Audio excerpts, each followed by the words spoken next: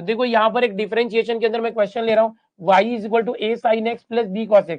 क्या है देखो बच्चों, y is equal to a sin x plus b cos x। एकदम ध्यान से देखो, जितने क्वेश्चन मैंने दिखाए आज का हमारा टारगेट है ये सारे क्वेश्चन करना। यहाँ पर बोला where a and b are constant then y square plus dy by dx the whole square क्या होगा।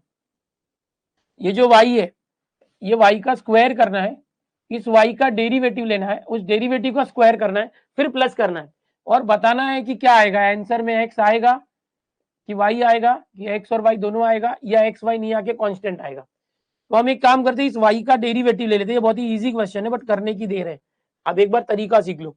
ये y है उसका derivative low, a sin x का डेरिवेटिव cos x और b cos x का डेरिवेटिव माइनस sin x, वो minus यहाँ के प्लस के साथ माइनस हो गया।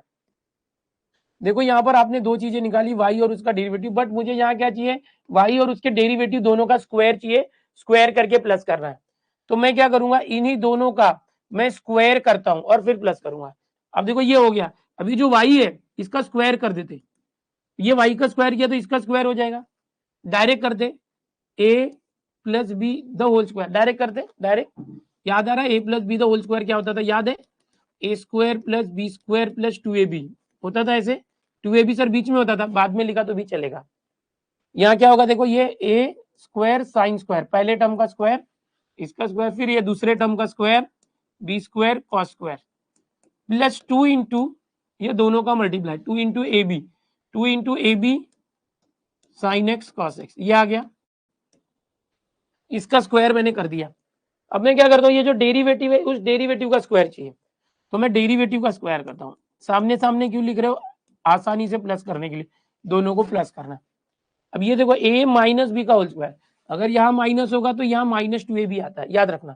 तो डायरेक्ट करना है, इस पहले टर्म का square A square cos square X, फिर ये दूसरे टर्म का स्क्वायर प्लस में B square sine square X, फिर माइनस, ये माइनस है तो यहाँ minus 2 into A B, 2 into ये फर्स्ट और सेकेंड टर्म ए और B sine X cos X. अभी इसको हमें क्या करने बोला है, दोनों को करना है प्लस, ये वाई स्क्वायर और इसको करना है प्लस, प्लस करना है। यहाँ पर क्या आ जाएगा लेफ्ट साइड में, वाई स्क्वायर प्लस ये जो पूछा है वो आ जाएगा, देखो एकदम ध्यान से आ गया, इक्वल के बाद अब देखो ये plus 2ab sign X cos x plus में है और वही माइनस में, कट गया। अब देखो ये प्लस करेंगे, ए स्क्वायर साइन स्क्वायर और a square cos square plus किया, दोनों का a square common, sine square plus cos square आ गया और ये मिलके 1 हो जाता है। इन दोनों को प्लस किया, दोनों में बी स्क्वायर कॉमन है, ये है cos square plus sine square, ये आ गया और ये प्लस माइनस 0 हो गया।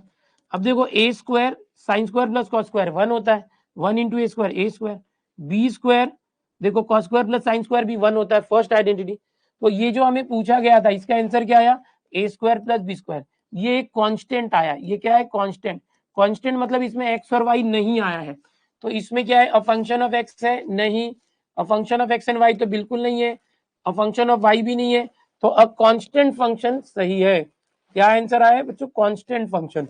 कि जो आंसर आया है वो ए और बी कांस्टेंट है, क्वेश्चन में भी दिया where A and B are constant.